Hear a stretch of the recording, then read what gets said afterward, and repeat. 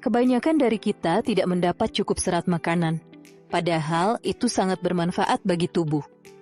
Serat makanan utamanya membantu proses pencernaan. Makanan tinggi serat membuat kita kenyang dan membantu perkembangan mikroflora usus yang baik. Namun, tidak semua serat makanan bekerja sama.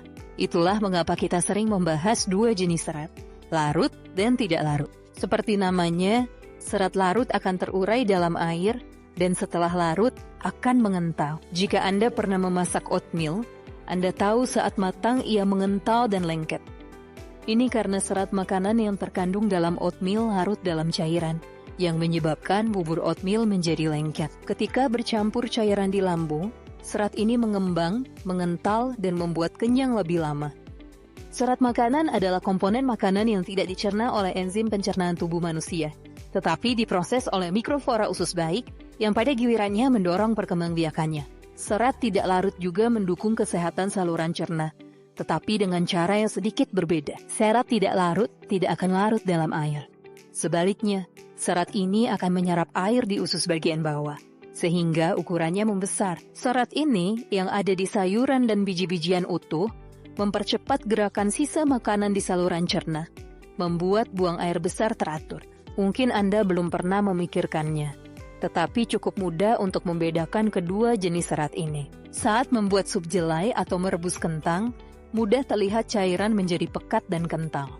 Hal ini terjadi karena jelai mutiara dan kentang memiliki kandungan serat larut yang tinggi. Namun, saat memasak beras merah yang kaya serat tidak larut, Anda akan melihat bahwa beras hanya menyerap air dan butirannya mengembang, alih-alih menjadi lengket. Perhatikanlah bagaimana jagung kalengan dan kacang kalengan berbeda satu sama lain. Keduanya diawetkan dalam air, tetapi cairannya berbeda satu sama lain. Jagung termasuk serealia, jadi serat di dalamnya sebagian besar serat tidak larut, cairan kalennya pun bening. Cairan jagung tidak kental atau lengket.